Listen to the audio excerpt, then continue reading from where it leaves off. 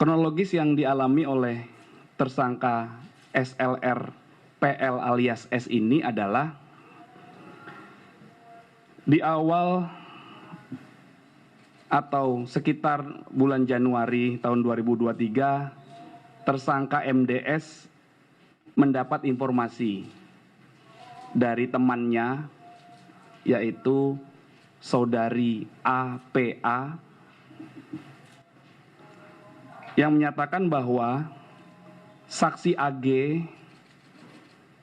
sekitar tanggal 17 Januari 2023 itu mendapatkan perlakuan yang tidak baik dari korban. Kemudian mendengar informasi yang tidak mengenakan itu, tersangka MDS mengkonfirmasi hal itu kepada saksi AG atau anak AG. Setelah anak AG dikonfirmasi oleh tersangka MDS, akhirnya di tanggal 20 Februari 2023, tersangka MDS menghubungi tersangka S, kami persingkat menjadi S saja ya, tersangka S. Kemudian tersangka S bertanya, "Kamu kenapa?" Akhirnya tersangka S menyatakan emosi dan tersangka MDS emosi. Kemudian tersangka S menjawab, "Gua kalau jadi lu, pukulin aja. Itu parah, Den." Kemudian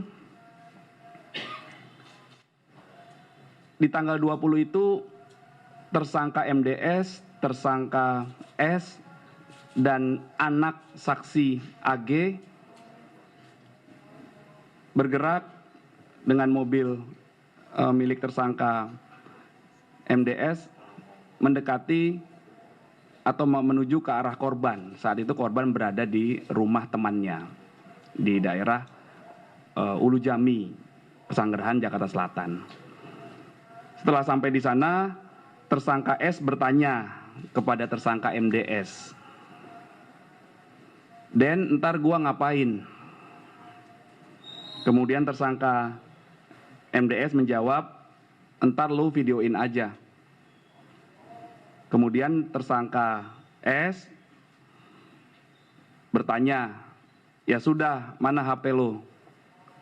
Kemudian tersangka MDS menjawab, "Nih HP gua." Kemudian sesampainya di rumah temannya anak korban, saudara D, tersangka S bertanya kepada tersangka MDS, "Perannya apa?" Tersangka MDS bilang, "Lu videoin aja, nih pakai HP gua." Kemudian tersangka MDS menyuruh anak korban, saudara D, itu push up 50 kali.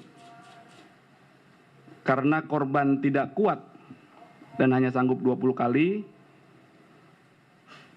korban disuruh sikap tobat oleh tersangka MDS.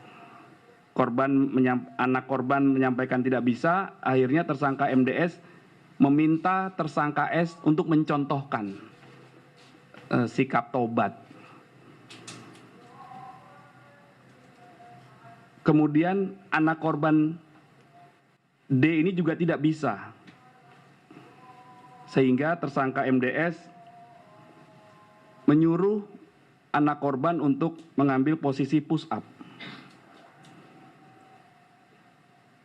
sambil tersangka S melakukan perekaman video dengan menggunakan HP milik tersangka MDS. Kemudian terjadi berdasarkan CCTV yang sudah kami dapatkan di depan TKP, kemudian berdasarkan analisis handphone milik tersangka MDS. Kami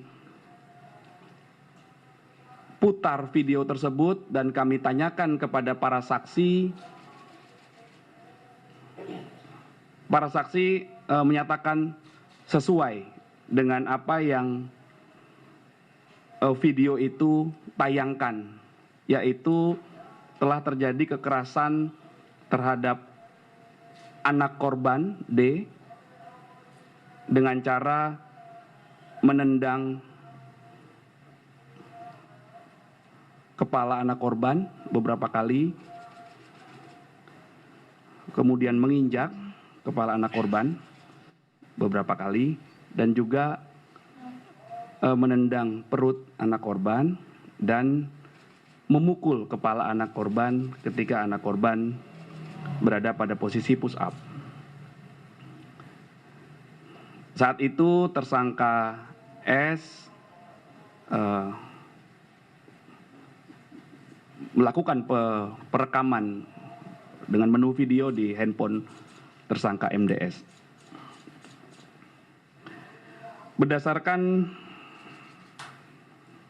fakta-fakta tersebut, setelah itu ada orang tua temannya anak korban yang menolong korban dan akhirnya menghubungi satpam menghubungi petugas Polsek Pesanggerahan sehingga mengamankan 2 tersangka dan anak saksi AG, kemudian 2 orang tua temannya anak korban menolong anak korban membawa ke rumah sakit Medika Kebayoran Lama. Maka update perkembangannya adalah kami telah menetapkan tersangka S dengan menerap pasal persangkaannya adalah pasal 76 huruf C junto pasal 80 Undang-Undang Nomor 35 Tahun 2014 tentang perubahan Undang-Undang Nomor 23 Tahun 2002 tentang perlindungan anak. Karena tersangka S berdasarkan 2 alat bukti dan barang bukti yang sudah kami sita, diduga atau disangka melakukan tindakan membiarkan adanya kekerasan terhadap anak berdasarkan kronologis yang sudah kami sampaikan tadi. Selanjutnya terhadap tersangka S sudah kami lakukan penahanan setelah selesai dilakukan pemeriksaan tersangka. Dan pada kesempatan yang baik ini kami mohon izin dengan hormat mengaturkan turut prihatin dan berempati atas kejadian yang menimpa anak korban saudara D dan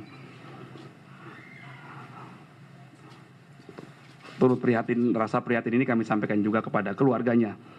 Kemudian penyidikan yang berkesinambungan dan masih terus kami lakukan pendalaman ini, kami senantiasa melakukan metode kolaborasi interprofesi bersama-sama dengan teman-teman dari Kementerian PPA, dari KPAI, dari PPAPP Suku Dinas Jakarta Selatan, kemudian nanti ada beberapa saksi keterangan ahli yang akan kami mintakan.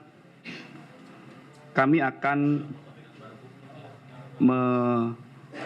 mengusut tuntas kasus ini secara proporsional dan tetap mengedepankan prinsip kehati-hatian dan juga berpedoman pada SOP yang berlaku.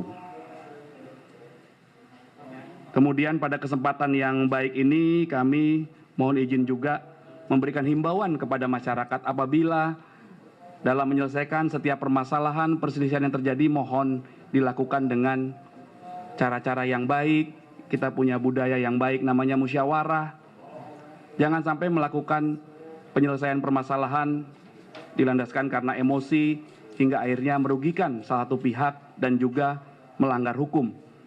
Kemudian pada kesempatan yang baik ini kami juga menghimbau agar kita semua tidak membantu menyebarkan video, foto, gambar yang antara lain berisi atau konten kekerasan terhadap anak. Ini mohon dengan hormat kerjasamanya. Sekali lagi kami akan mengusut tuntas kasus ini secara proporsional dan sesuai SOP yang berlaku. Kemudian terhadap barang bukti yang sudah kami temukan sebagai update perkembangannya, CCTV, handphone akan kami lakukan pemeriksaan secara laboratoris untuk diuji, diangkat, kemudian ditampilkan kepada para saksi, kemudian dikumpulkan sebagai kelengkapan fakta dan kelengkapan alat bukti dalam proses penyidikan yang sedang kami lakukan.